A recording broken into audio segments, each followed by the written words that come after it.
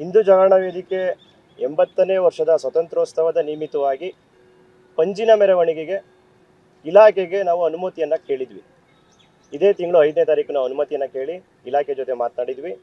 ಆ ಇಲಾಖೆಯ ಅನುಮತಿ ಕೊಟ್ಟಂತಹ ಸಂದರ್ಭಗಳಲ್ಲಿ ಕನಿಷ್ಠ ಪಕ್ಷ ನಮ್ಮನ್ನು ಕರೆದು ಯಾವ ರೀತಿ ಆಯೋಜನೆಗಳು ಮಾಡಿದ್ದೀರಾ, ರಸ್ತೆ ಬದಲಾವಣೆ ಮಾಡಬೇಕಾ, ಅದನ್ನೂ ಕೂಡ ಕೇಳದೇ ಏಕಾಏಕಿ ನಮಗೆ ನಿರಾಕರಣೆ ಮಾಡಿ ಆ ಒಂದು ನಿರಾಕರಣೆಯನ್ನು ಕೂಡ ವಾಟ್ಸಾಪ್ ಮುಖಾಂತರ ರಾತ್ರಿ 11 ಗಂಟೆ ಕಳಿಸ್ತಾರೆ.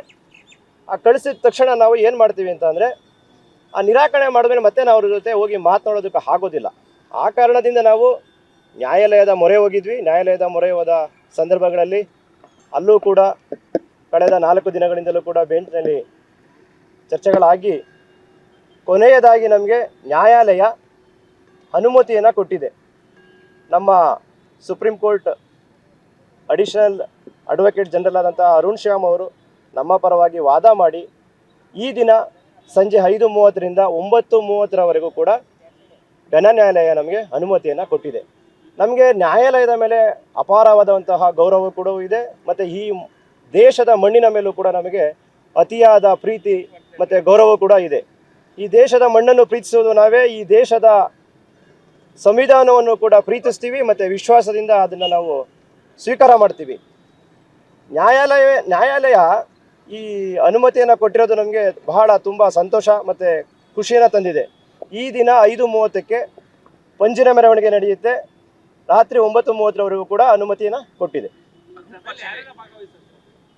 ಈ ಒಂದು ಕಾರ್ಯಕ್ರಮದಲ್ಲಿ ದಿಕ್ಸೂಚಿ ಭಾಷಣಕಾರರಾಗಿ ಕೇಶವಮೂರ್ತಿಯವರು ಇರ್ತಾರೆ. ಹಿಂದೂ ಜಾಗರಣ ವೇದಿಕೆ ಸಂಘಟನಾ ಕಾರ್ಯದರ್ಶಿ ದಕ್ಷಿಣ ಪ್ರಾಂತ ಅವರು ದಿಕ್ಸೂಚಿ ಭಾಷಣವನ್ನು ಆಯೋಜನೆ ಮಾಡಿದ್ದಾರೆ. ಮತ್ತು ಹಿಂದೂ ಜಾಗರಣ ವೇದಿಕೆ ಈ ಒಂದು ಸಂಪೂರ್ಣ ಸ್ವಾತಂತ್ರ್ಯೋತ್ಸವದ ನಿಮಿತ್ತವಾಗಿ ಕಾರ್ಯಕ್ರಮವನ್ನು ಆಯೋಜನೆ ಮಾಡಿರೋದು ರಸ್ತೆಗಳಿತ್ತಲ್ಲ, ಆ ರಸ್ತೆ ನಾವು ಯಾವ ರಸ್ತೆಯನ್ನು ಕೇಳಿದ್ವಿ ಅನುಮತಿಯಲ್ಲಿ, ಅದೇ ರಸ್ತೆಯನ್ನು ಘನ ನ್ಯಾಯಾಲಯ ಪುರಸ್ಕೃತ ಮಾಡಿ ನಮಗೆ ನ್ಯಾಯವನ್ನು ಒದಗಿಸ್ಕೊಟ್ಟಿದೆ.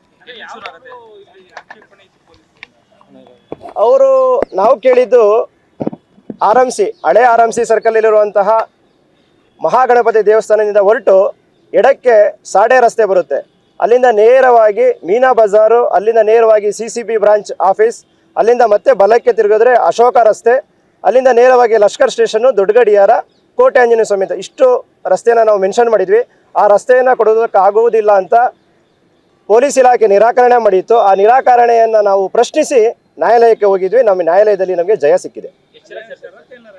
ಷರತ್ತೇನಿಲ್ಲ, 5:30ಕ್ಕೆ ಕಾರ್ಯಕ್ರಮವನ್ನು ಆಯೋಜನೆ ಆಗಿ 7:30ಕ್ಕೆ ಅಂದರೆ ಆ ಬೆಳಕಿನಲ್ಲೇ ಆಯೋಜನೆ ಆಗಬೇಕು ಪಂಜಿನ ಮೆರವಣಿಗೆ ಅಂತ ಹೇಳಿದರೆ 5ರಿಂದ 7:30ರೊಳಗಡೆ ಪಂಜಿನ ಮೆರವಣಿಗೆಯನ್ನು ಮುಗಿಸ್ಬೇಕಂತ ನ್ಯಾಯಾಲಯ ಷರತ್ತನ್ನು ವಿಧಿಸಿದೆ.